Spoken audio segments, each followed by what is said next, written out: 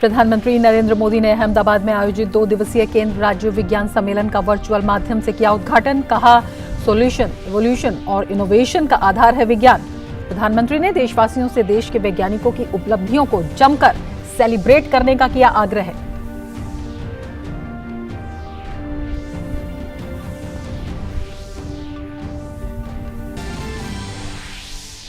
Bhajpa OBC मोर्चे की राष्ट्रीय कार्य समिति की 2 दिवसीय बैठक जोधपुर में शुरू। केंद्रीय गृह मंत्री ने बैठक में लिया हिस्सा। भाजपा के ओबीसी मोर्चा के सभी पदाधिकारी बैठक में करेंगे मंथन।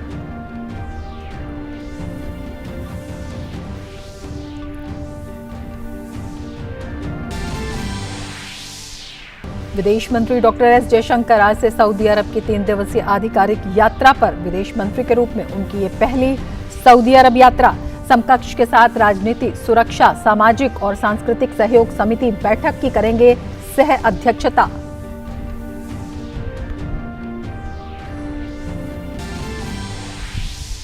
छत्तीसगढ़ की राजधानी रायपुर में राष्ट्रीय स्वयंसेवक संघ की अखिल भारतीय समन्वय बैठक शुरू। 3 दिवसीय बैठक में संघ से जुड़े अलग अलग संगठनों के पदाधिकारी लेंगे भाग। भाजपा सहित संघ के 36 संगठनों के प्रतिनिधि सामाजिक और राष्ट्रीय मुद्दों सहित कई विषयों पर करेंगे विचार।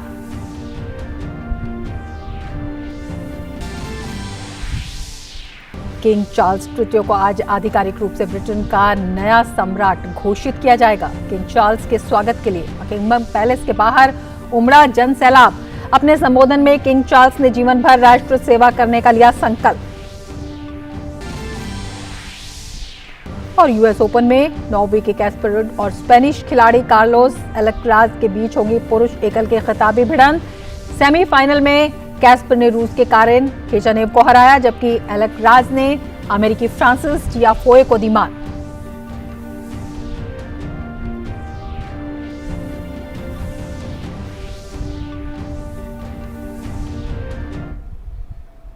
नमस्कार, डीडी न्यूज में आपका स्वागत है। मैं हूं रमा त्यागी। लेंगे समाचार विस्तार से। प्रधानमंत्री नरेंद्र मोदी ने अहमदाबाद में आयोजित 2 दिवसीय केंद्र राज्य विज्ञान सम्मेलन का वर्चुअल माध्यम से शुभारंभ किया। सम्मेलन का उद्देश्य सहकारी संघवाद के तहत केंद्र और राज्य के बीच समन्वय और सहयोग तंत्र मजबूत करना और प्रदेश में विज्ञान, प्रौद्योगिकी और नवाचार के एक सशक्त इकोसिस्टम का निर्माण करना है। कार्यक्रम को संबोधित करते हुए पीएम मोदी ने कहा, समाधान और नवाचार का आधार विज्ञान ही है। इसी प्रेरणा से आज का नया भारत जय जवान, जय किसान, जय विज्ञान के साथ ही जय अनुसंधान का आह्वान करते हुए आगे बढ़ रहा है। ज्ञान जब विज्ञान के साथ जुड़ता है, जब ज्ञान और विज्ञान से हमारा परिचय होता है, तो संसार की सभी समस्याओं और संकटों से मुक्ति का रास्ता अपने आप खुल जाता है। समाधान का, सॉल्यूशन का, इवोल्यूशन का और इनोवेशन का आधार विज्ञान ही है। इसी प्रेरणा से आज का नया भारत जय जवान, जय किसान, जय विज्ञान के साथ ही जय अनुसंधान का आह्वान करते हुए आगे बढ़ रहा है। प्रधानमंत्री नरेंद्र मोदी ने कहा कि जब हम वैज्ञानिकों की उपलब्धियों का बखान करते हैं तो विज्ञान हमारे समाज का हिस्सा बन जाता है। पीएम ने कहा कि हमें वैज्ञानिकों का गौरवगान और महिमा मंडन करना चाहिए। जब हम अपने वैज्ञानिकों की उपलब्धियों को सेलिब्रेट करते हैं तो साइंस हमारे समाज का स्वाभाविक हिस्सा बन जाती है, वो पार्ट ऑफ कल्चर बन जाती है। इसलिए आज सबसे पहला आग्रह मेरा यही है, आप सभी राज्यों से आए हुए लोग हैं, मैं आपसे आग्रह करता हूं कि हम अपने देश के वैज्ञानिकों की उपलब्धियों को जम करके सेलिब्रेट करें, उनका गौरवगान करें, उनका महिमा मंडन करें। कदम कदम पर हमारे देश के वैज्ञानिक हमें अपनी खोज के द्वारा इसका अवसर भी दे रहे हैं। प्रधानमंत्री नरेंद्र मोदी ने कहा कि कोविड टीकाकरण अभियान में वैज्ञानिकों की भूमिका बहुत ही अहम है। पीएम ने कहा, आज देश में टीकाकरण का आंकड़ा 200 करोड़ के पार कर गया है। इसके पीछे हमारे वैज्ञानिकों का बहुत बड़ा योगदान है। आज भारत अगर कोरोना की वैक्सीन विकसित कर सका है, 200 करोड़ से ज्यादा वैक्सीन डोज लगा सका है, तो उसके पीछे हमारे वैज्ञानिकों की कितनी बड़ी ताकत है। ऐसे ही आज हर क्षेत्र में भारत के वैज्ञानिक कमाल कर रहे हैं। भारत के वैज्ञानिकों की हर छोटी बड़ी उपलब्धि को सेलिब्रेट करने से देश में साइंस के प्रति जो रुझान पैदा होगा, वह इस अमृत काल में हमारी बहुत मदद करेगा। पीएम मोदी ने कहा कि इस अमृत काल में भारत को अनुसंधान और नवाचार का ग्लोबल सेंटर बनाने के लिए हमें एक साथ कई मोर्चों पर काम करना है। इस अमृत काल में भारत को रिसर्च और इनोवेशन का ग्लोबल सेंटर बनाने के लिए हम सबने एक साथ मिलकर के अनेक मोर्चों पर काम करना है। अपनी साइंस और टेक्नोलॉजी से जुड़ी रिसर्च को हमें लोकल स्तर पर लेकर जाना है। आज समय की मांग है कि हर राज्य अपनी स्थानीय समस्याओं के हिसाब से स्थानीय समाधान तैयार करने के लिए इनोवेशन पर बल दे। कार्यक्रम को संबोधित करते हुए केंद्रीय विज्ञान एवं प्रौद्योगिकी मंत्री जितेंद्र सिंह ने कहा कि पीएम मोदी ने कई ऐतिहासिक निर्णय लिए हैं। उन्होंने कहा कि प्रधानमंत्री नरेंद्र मोदी ने निरंतर विज्ञान और नवाचार को सर्वोच्च प्राथमिकता दी है, जिसके परिणाम स्वरूप आज देश के हर घर में तकनीक पहुंच चुकी है। आपने अनेकों ऐसे ऐतिहासिक निर्णय लिए जिनको लेने का शायद पिछली सरकारों में साहस ना था। ये आप ही के कार्यकाल में संभव हुआ कि अंतरिक्ष विभाग पब्लिक प्राइवेट पार्टिसिपेशन के लिए खोल दिया गया। आज वो गगनयान की तैयारी कर रहे हैं।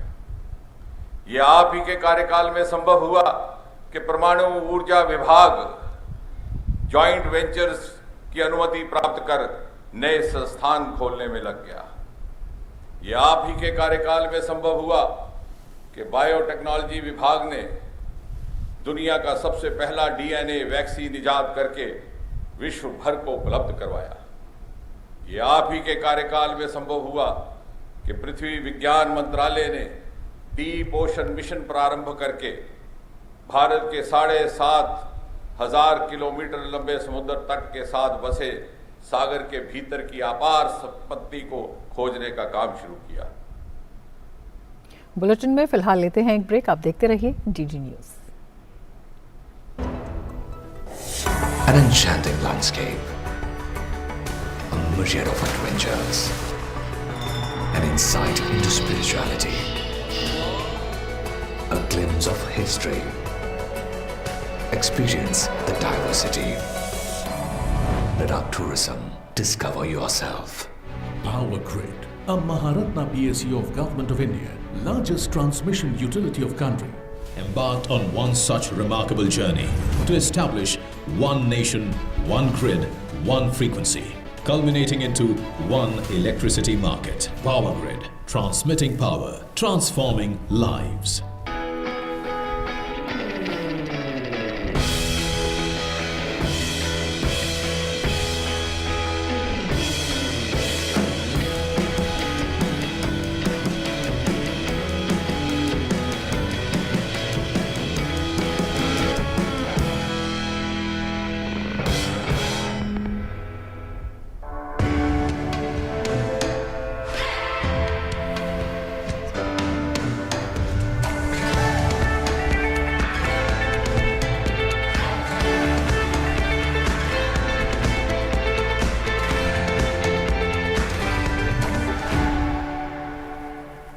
त्योहारों का समय हो और खाने की बात ना हो, ऐसा तो हो ही नहीं सकता। मिठाइयाँ, नमकीन और तरह तरह के पकवान और व्यंजन हमारे त्योहारों का एक हिस्सा हैं, पर इनमें से कई व्यंजनों में छुपा हुआ है अत्यधिक तेल या चिकनाई, चीनी, नमक, खतरनाक ट्रांस फैट्स जो हमारे स्वास्थ्य को नुकसान पहुंचाते हैं और कई बीमारियों की जड़ है। आप पूछेंगे तो क्या त्योहार में भी हम ये सब नहीं खाएं? जवाब है खाइए, लेकिन थोड़ा कम। अपने स्वास्थ्य का ध्यान रखते हुए ज्यादा तेल या चिकनाई वाले, अधिक चीनी और नमक वाले खाने जैसे मिठाइयाँ, नमकीन, तले हुए खाने आदि का सेवन सीमित करें। अपने खाने में ताजे मौसम के फल और सब्जियां, सलाद और अंकुरित दालों को शामिल करें। पानी भी सही मात्रा में पिएं, जिससे शरीर में पानी की कमी ना हो और टॉक्सिन्स भी निकल सके। आइए हम अपने त्योहारों को सेहतमंद खाने के साथ मनाएं। और हाँ, त्योहारों के समय व्यायाम को मत भूलिए। त्योहार आपसे हैं, सेहत है तो त्योहार हैं। Food safety and standards authority of India द्वारा जनहित में जारी। ब्रेक के बाद फिर से आपका स्वागत है। आगे बढ़ते हैं। भाजपा ओबीसी मोर्चा की राष्ट्रीय कार्य समिति की बैठक राजस्थान के जोधपुर में आज से शुरू हो गई। इस 2 दिवसीय बैठक में मोर्चा के पदाधिकारियों के साथ साथ भाजपा के वरिष्ठ नेता और केंद्रीय गृह मंत्री अमित शाह ने हिस्सा लिया। बैठक में पहुंचने पर अमित शाह का जोरदार स्वागत किया गया।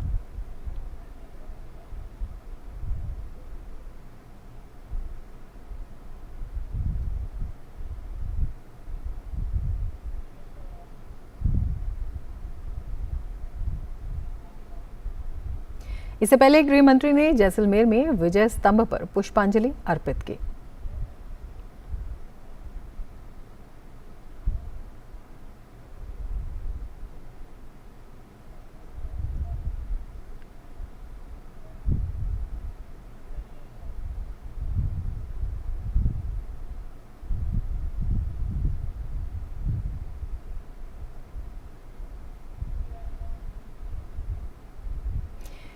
गृहमंत्री अमित शाह ने जैसलमेर में तनोट माता मंदिर में पूजा अर्चना की।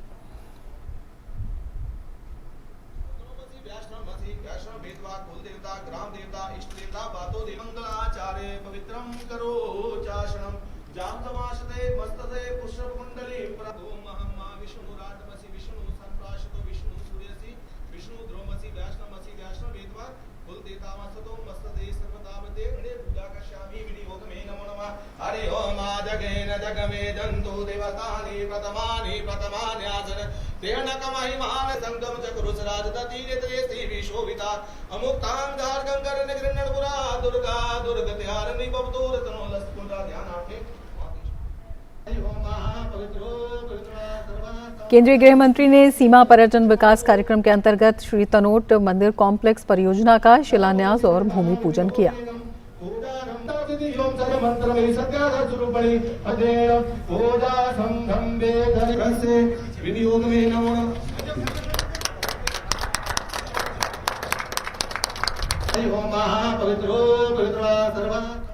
केंद्रीय सूचना और प्रसारण मंत्री अनुराग ठाकुर ने कहा है कि केंद्र और हिमाचल की सरकार जन कल्याण के लिए लगातार काम कर रही है।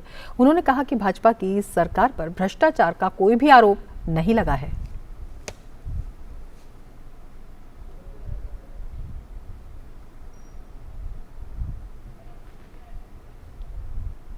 जो कांग्रेस के समय खजाने में पैसा आने के बजाय उस समय खाने का काम वो करते थे। हमने 8 साल पहले कहा था मोदी जी की सरकार बनाओ, भ्रष्टाचार मुक्त शासन देंगे।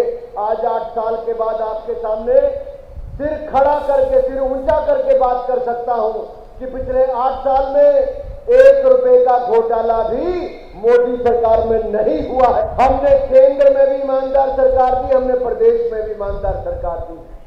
केंद्र में मोदी जी, प्रदेश में जयराम जी ने हर तरह की सुविधाएं देने का काम किया। केंद्रीय मंत्री अनुराग ठाकुर ने कहा कि देश तेजी से विकास के पथ पर आगे बढ़ रहा है। हम आजादी के 75 वर्ष भी मना रहे हैं और अंग्रेजों को पीछे छोड़कर दुनिया की 5वें नंबर की अर्थव्यवस्था बनने का इतिहास भी बना रहे हैं मेरे भाई और बहनों। जब कोविड से बाहर निकलकर आए तो दुनिया में सबसे तेजी से बढ़ने वाली अर्थव्यवस्था कौन बनी? नंबर 1 पर हिंदुस्तान का नाम आया है। केंद्रीय स्वास्थ्य मंत्री डॉक्टर मनसुख मांडविया ने कहा कि प्रधानमंत्री नरेंद्र मोदी के नेतृत्व में केंद्र सरकार अंत्योदय के मंत्र के साथ 2025 तक टीबी मुक्त भारत बनाने के लिए मिशन मोड में काम कर रही है। स्वास्थ्य मंत्री ने सभी से इस लक्ष्य को प्राप्त करने के लिए इस जन आंदोलन में शामिल होने की अपील की। उन्होंने कहा कि क्षय मित्र बनाकर टीबी रोगियों की मदद करने के लिए आप आगे आएं। प्रधानमंत्री श्री नरेंद्र मोदी जी के दूरदर्शी नेतृत्व का मैं आभारी हूँ, जिन्होंने टीबी की गंभीरता को समझा और 2025 तक भारत से टीबी के उन्मूलन का लक्ष्य तय किया, जो कि वैश्विक लक्ष्यों से 5 साल पहले है। इस ध्येय को हर एक व्यक्ति और परिवार तक ले जाने के लिए हमने टीबी के विरुद्ध एक जन आंदोलन का प्रारंभ किया। निक्षय मित्र बनकर आप उनके पोषण और व्यवसाय के प्रति मदद करके आप टीबी के खिलाफ देश की इस लड़ाई को निर्णायक रूप दे सकते हैं। और बुलेटिन में आगे बढ़ने से पहले ले लेते हैं एक ब्रेक। आप देखते रहिए डीडी न्यूज़।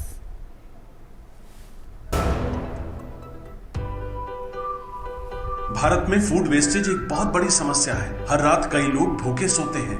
हम कुछ छोटी छोटी बातों का ख्याल रखकर दूसरों को और पर्यावरण को सुरक्षित रख सकते हैं। ये 6 सरल बातों को याद रखिए और एक जिम्मेदार ईट राइट नागरिक बनिए।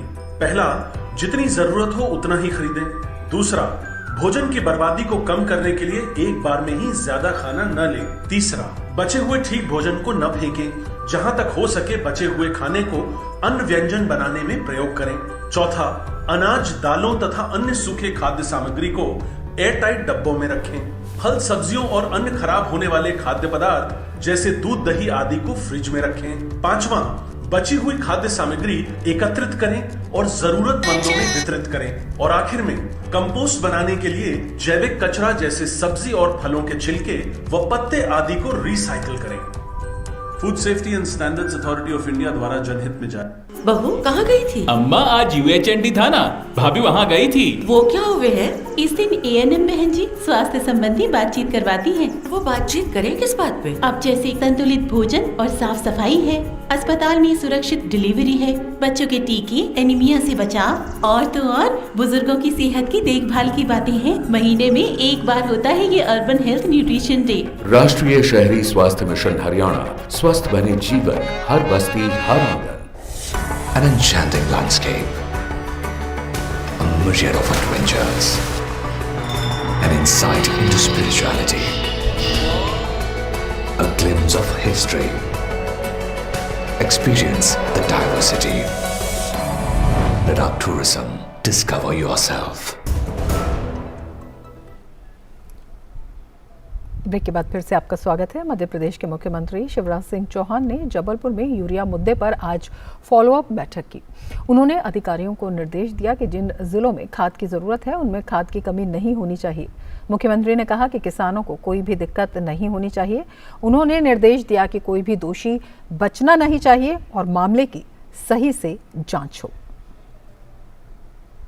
आज से छत्तीसगढ़ की राजधानी रायपुर में राष्ट्रीय स्वयंसेवक संघ की अखिल भारतीय समन्वय बैठक शुरू हो गई। इस 3 दिवसीय बैठक में संघ से जुड़े अलग अलग संगठनों के पदाधिकारी भाग ले रहे हैं। बैठक में RSS से जुड़े 36 संगठनों के प्रतिनिधि सामाजिक और राष्ट्रीय मुद्दों सहित कई विषयों पर विचार करेंगे। बैठक में सरसंघ चालक मोहन भागवत, सरकार्यवाह दत्तात्रेय होसबाले सहित प्रमुख पदाधिकारी भी शामिल हो रहे हैं। बैठक में संघ से जुड़े प्रमुख संगठन अपने अपने कार्य और उपलब्धियों पर प्रस्तुति देंगे और कार्यों के बारे में विस्तार से चर्चा करेंगे।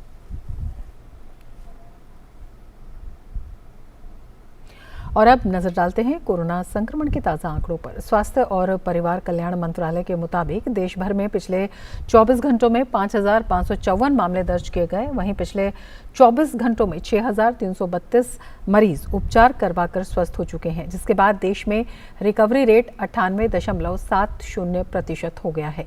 वहीं साप्ताहिक पॉजिटिविटी रेट वर्तमान में 1.80% दर्ज किया गया। दैनिक पॉजिटिविटी रेट 1.47% दर्ज किया गया है।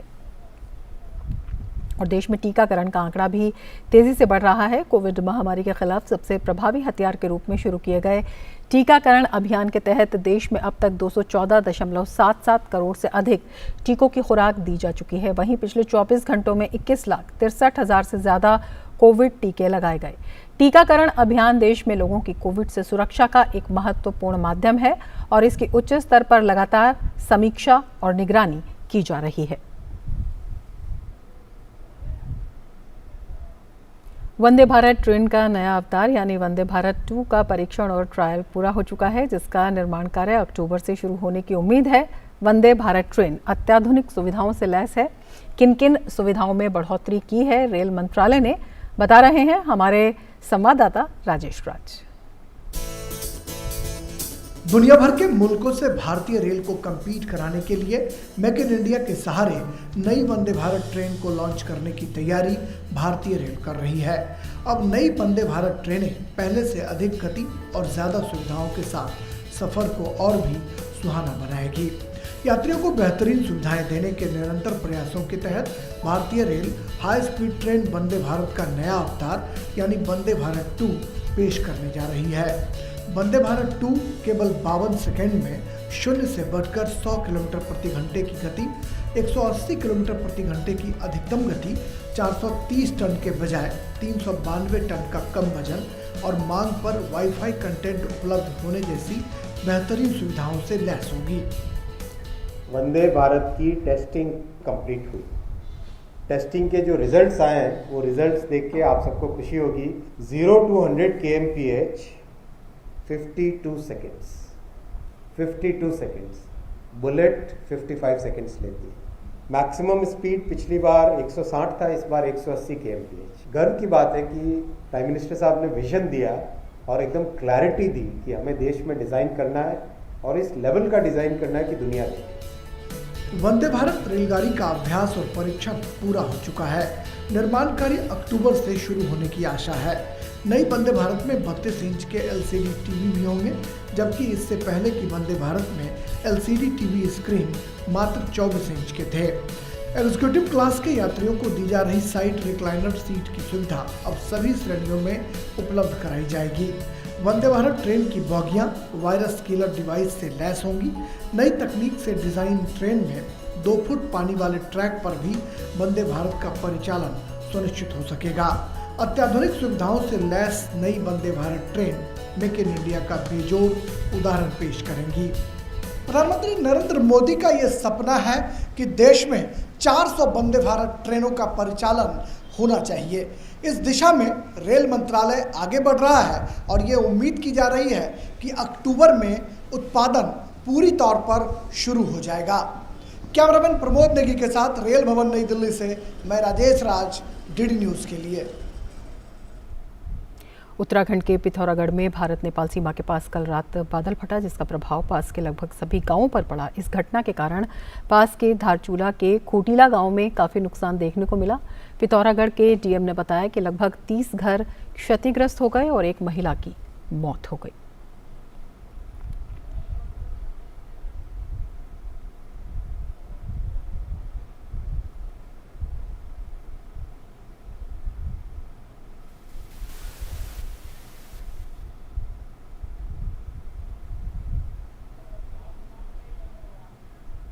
आगे बढ़ते हैं और अब खबर लेते हैं मुंबई से। मुंबई में गणेश दर्शन के लिए सबसे पसंदीदा स्थलों में से एक लालबाग के राजा के विसर्जन के लिए श्रद्धालुओं ने धूमधाम से निकाली विसर्जन यात्रा। मुंबई में बप्पा को काफी धूमधाम और उल्लास के साथ भक्तों ने विदाई दी। इस दौरान सड़कों पर काफी संख्या में लोग नजर आए। हजारों की संख्या में भक्तों ने गणेश प्रतिमा विसर्जन से पहले जुलूस में हिस्सा लिया। लोगों ने गाते बजाते बप्पा को विदाई दी। अबीर गुलाल उड़ाते हुए, नाचते गाते हुए पूरे जोश के साथ बप्पा के विसर्जन के लिए यात्रा निकाली गई।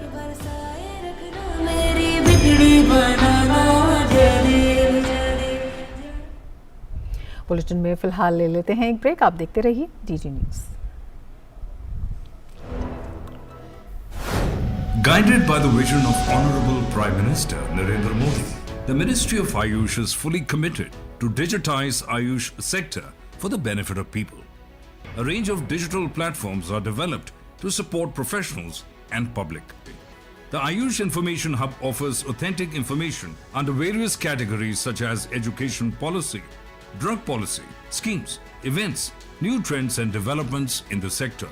Ayush Next is an interactive platform developed primarily for students and scholars Ayush Soft is developed with a vision to convert classical Ayurvedic texts into comprehensive and authentic IT-based knowledge repository.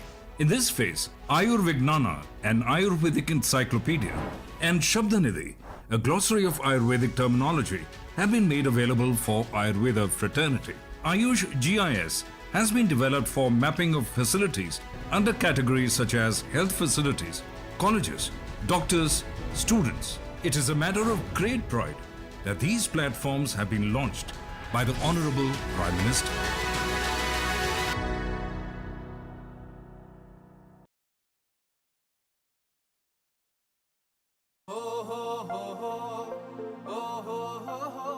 अब गांव गांव और खेत खेत की बात है कुछ निराली, फसल बीमा पॉलिसी से छाई है खुशहाली। द्वार द्वार और हाथ हाथ में सुरक्षा की सौगात, गर्व से बोल रहे हैं सभी किसान, मेरी पॉलिसी मेरे हाथ। आजादी के अमृत महोत्सव पर हम देश के किसानों को दे रहे हैं सुरक्षा की सौगात। प्रधानमंत्री फसल बीमा पॉलिसी अब आपके हाथ, और पॉलिसी को बीमित किसानों के द्वार तक पहुंचाने के लिए हमने फसल बीमा पॉलिसी वितरण कार्यक्रम का किया है शुभारंभ।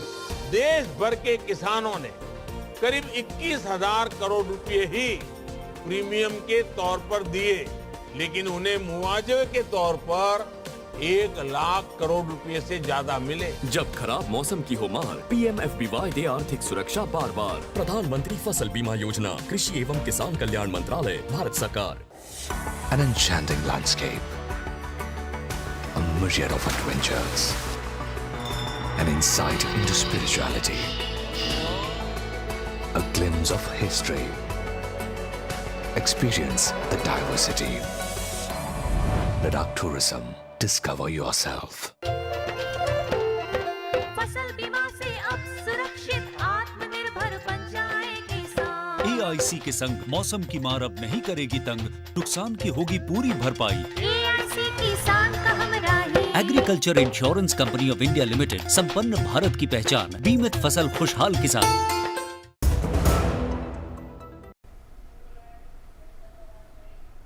ब्रेक के बाद फिर से आपका स्वागत है। आगे बढ़ते हैं। किंग चार्ल्स तृतीय को आधिकारिक रूप से ब्रिटेन का नया सम्राट घोषित किया जाएगा। ब्रिटेन के किंग चार्ल्स तृतीय ने महारानी एलिजाबेथ द्वितीय के निधन के बाद कल राष्ट्र के नाम अपना पहला संबोधन दिया। किंग चार्ल्स ने अपने संबोधन में लोगों की आजीवन सेवा करने का संकल्प लेते हुए कहा कि वे इस पद पर रहते हुए संविधान और लोगों की रक्षा करेंगे। इस दौरान उन्होंने भावुक अंदाज में कई मौकों पर महारानी एलिजाबेथ को याद किया। आगे बढ़ेंगे। साल के अंतिम ग्रैंड स्लैम US ओपन में नॉर्वे के कैस्पर ने पुरुष एकल के फाइनल में जगह बना ली है। देर रात खेले गए सेमीफाइनल में कैस्पर ने रूस के कारिन खिचानोव को 7-6, 6-2, 5-7, 6-2 से हराया। वहीं पुरुष एकल के दूसरे सेमीफाइनल में तीसरी वरीयता प्राप्त स्पेनिश खिलाड़ी कार्लोस अल्कराज ने जीतने में सफलता पाई। अल्कराज ने अमेरिका के फ्रांसिस टियाफोए को 5 सेट तक चले संघर्षपूर्ण मुकाबले में 6-7, 6-3, 6-1, 6-7, 6-3 से हराया।